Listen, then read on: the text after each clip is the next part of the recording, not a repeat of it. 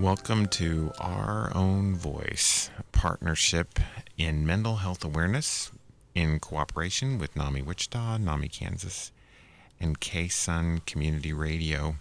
NAMI is the National Alliance on Mental Illness. We're the largest grassroots advocacy network for people with mental illness and their family members, led by people with mental illness and their family members. We have 800 affiliates across the nation and 15 here in Kansas and one right here in Wichita. We provide awareness, support, and education and advocacy for people affected by mental illness.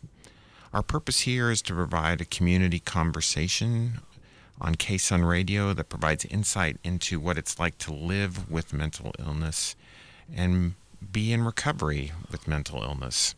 Our intention and hope is that this program will change people's attitudes and assumptions and stereotypes, the way we all think about mental health conditions.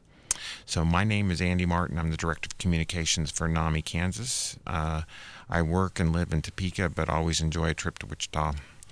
I'm in recovery for general anxiety, and like everybody, I struggle with the stresses of life and challenges of being fully human, but I'm doing okay, and I know that I have many gifts and talents that I can offer to my work and my family and my friends and my community. So it's my pleasure to introduce our guest for today. This is Tony. Hi, Tony. Hi, Andy. Glad you're here today. I thought I'd try it out, see what it's like. Yeah. So, how would you describe your journey with mental illness? What's your relationship with mental illness? Well, I've been around mental illness my whole life. Mm-hmm. I had cousins that were suffering from mental illness, but we didn't know what it was. My mom had severe depression, and she was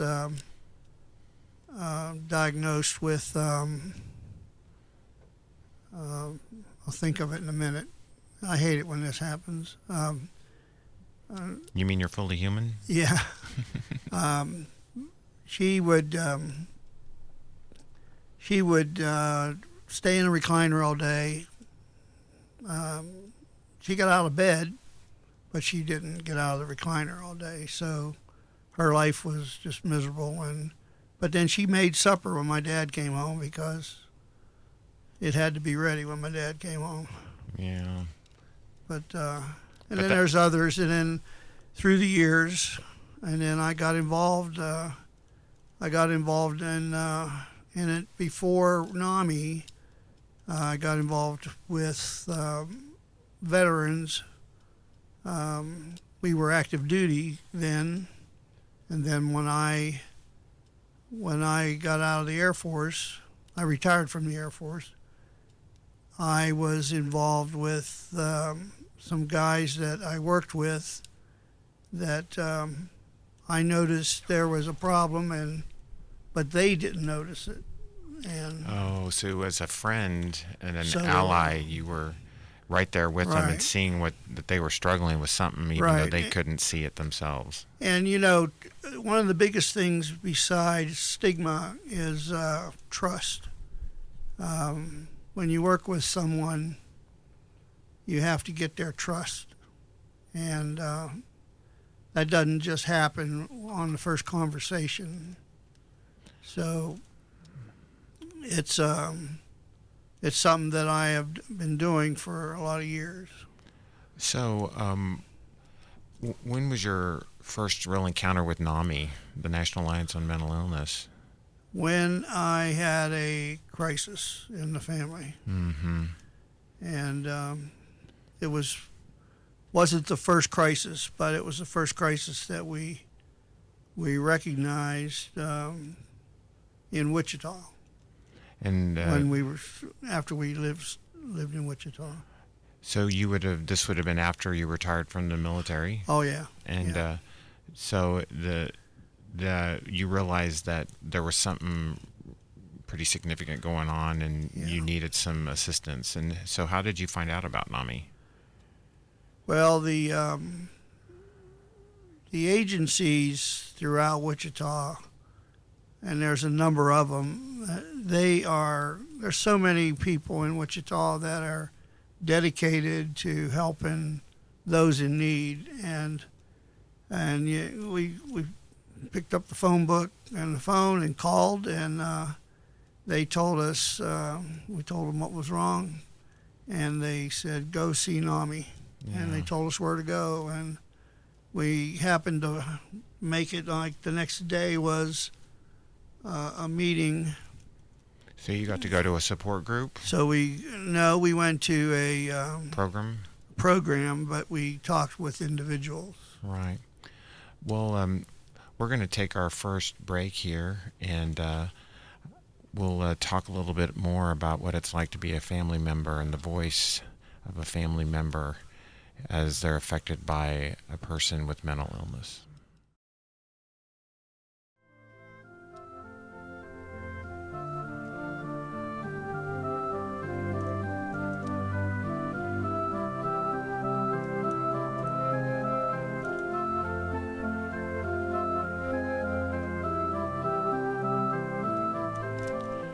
Welcome back to Our Own Voice. We're talking with our guest Tony about his experience as a family member, and your mom had trauma-induced epilepsy? Yeah, Is yes. And you've had cousins and other family members, and had to be that person that was caught in the crisis. And somehow you found NAMI Wichita and got to go to a program. And I'll just kind of do a shout out here. NAMI Wichita has a website in terms of NAMI wichita.org, and you can also email info@namiwichita.org, or the phone number if you're experiencing a crisis in your family or someone's struggling with mental illness. You can call 316-686-1373 and we'll get back with you as soon as we can. So Tony, what's kind of the main thing that you feel like you've learned in your experience of being affected by mental illness because someone you love has been experiencing mental illness? What have you learned about yourself? You have to put your heart in. You just put your heart into it. You have to care. You have to be all the way in. If you can't be all the way in, just get all the way out, because that's not how we are. That's not what we should do with anybody we are around that has a mental health issue. If you're not all the way in, there's that lack of trust there, and they're not going to get better. And it's not going to help you either. That's right. I mean, if the intention here is trying to help the person with mental illness live their full potential and move to some kind of recovery rather than just coping or existing with the mental illness, we have to learn how to cope ourselves and do more than coping. We have to be fully in. Fully in. So, tell us a little bit about your story with NAMI. So you went to a program and you found something you liked there? Well, the people I talked to, they were the reason why I got the information I got, because they knew what they were talking about. They had pamphlets. They knew right where a folder was to give me and say, here, take this and read this information that's in it, and this will help you. And they pointed out the directions, instructions for a support group that would coming up in the third week. Right. And I would be able to ask questions to a doctor, and there just was a wealth of knowledge. So after I kept coming to, and that's a key with NAMI, is that we need our members, we need our the people that come there for advice and that, we need them to come back. Don't just throw us away. Don't just come one time and forget about coming back. We need you all the time. There's too many people that need your help, and besides your family member. Yeah, that's one of the things about this work is that we come in and we need support and we need education and advocacy, and then in the middle of it we realize that we need to give back. And we can't. And that's where I was going to say that I stayed because I wanted to give back.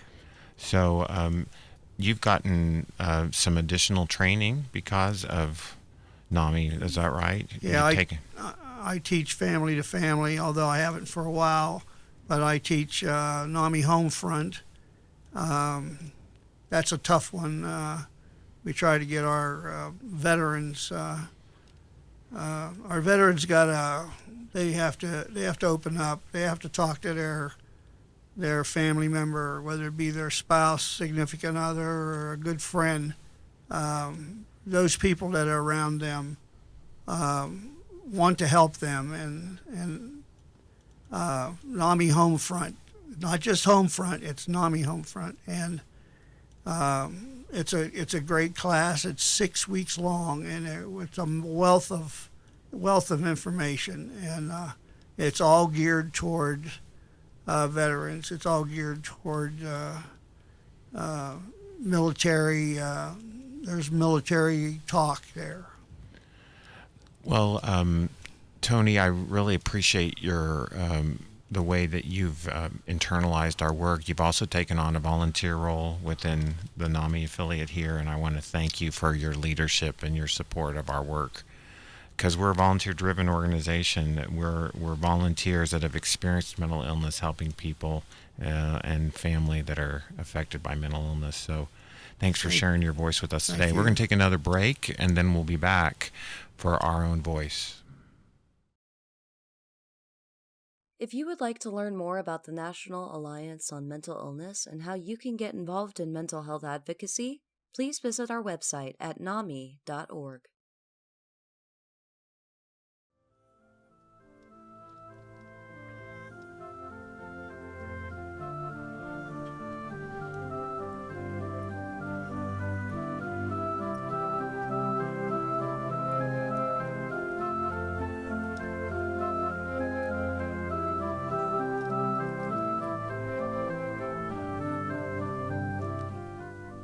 Welcome back to Our Own Voice on KSUN Community Radio. I'm here with Tony from NAMI Wichita. And Tony, we're looking at the voice of and the perspective of a family member. And you've had that experience in many ways, but you've gotten to teach several of our family-to-family classes. And is there a part of that class that you always enjoy, or that you think is the most energizing for you?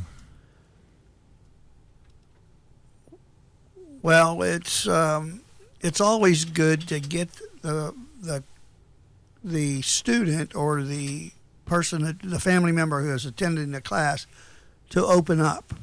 The first two classes of either family to family or NAMI Homefront it's pretty quiet. There's not too much going on from the student body, so the teacher is the one that's trying to pull this out of them. But then it opens up, and once they start telling their story, we have 3 boxes of tissue on our tables that we pass around the classroom because it gets pretty wet in there. And it's not just the family, it's not just the students that begin to cry and show their emotion. It's the teachers as well. Yeah. And I'm a sentimental guy, and it doesn't bother me to cry, but I I get the feeling that they have. I feel what they feel, Right. and it just happens. So what is it? What are the emotions that you hear them expressing as they're finally kind of talking about what their family's experiencing? Well, they will open up and tell a story about when their son or daughter comes through the airport and they hadn't seen them for a while. Not everybody could go to the hospital where their son or daughter was at a military installation. I'm talking about a veteran Right. here now. Not everybody can go to a hospital all the time or spend time there to see their son or daughter. But when they come home, just to listen to how they were treated or how they spent their time in a hospital or around others and what they saw, it's not easy to, the parent will just, they can't hold it. The emotions are too great. It's a feeling of powerlessness that there's nothing they can do and that they couldn't be there. Right. Am I close? You're dead on. They just feel helpless.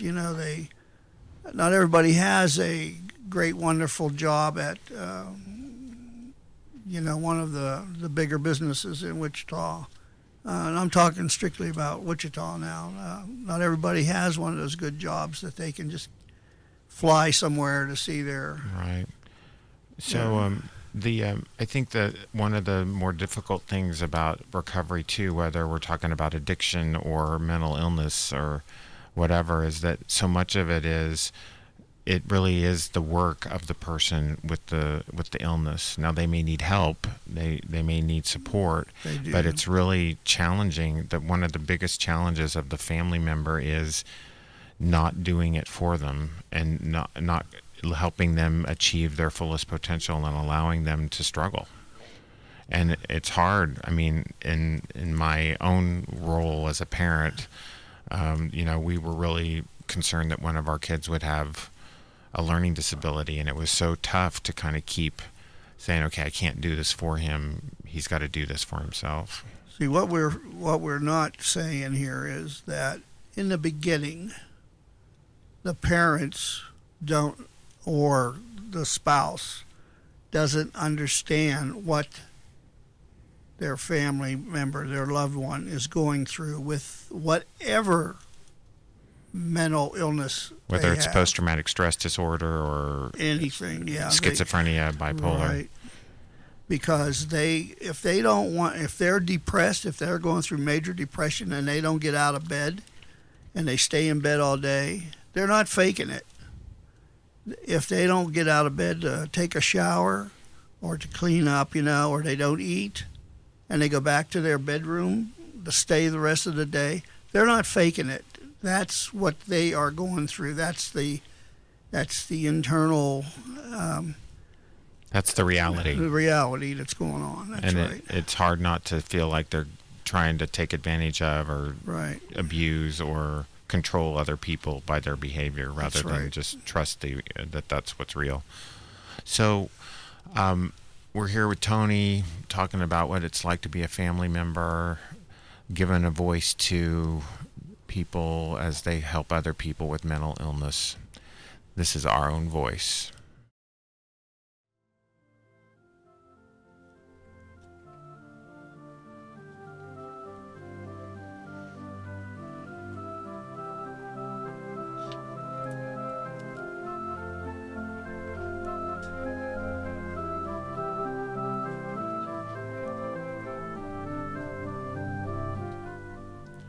Hello and welcome back to our final segment of Our Own Voice. This is a partnership on mental health awareness in cooperation with NAMI Wichita, NAMI Kansas, and your KSUN Community Radio. I want to give a special shout out to our technical production team, David Peterson, our executive producer, and David Larson, our technical producer. It's so great to have David to help you out. And I'm pleased that David Peterson is here in the studio with us today. Hello, Andy. How are you doing today? I'm doing super fantastic, Oracle. Oh, okay. This is a great day. So I'm glad that you have your own voice to talk to us a little bit about NAMI Wichita. NAMI is the National Alliance on Mental Illness, and you bring an important voice to the table in terms of not a person with mental illness, but as a family member, right? That is correct. So if there's one thing you'd want people to hear about your experience with NAMI, what would you want people to hear as they think about people living with mental illness? Of all the different categories that NAMI covers, probably in my mind, education, knowing what people with mental illness are going through is by far a leader in my mind. But of course, advocacy and destigmatizing mental illness is also very important. But the more you know what is going on in your loved one's life, the more you're able to cope with it and make some positive changes.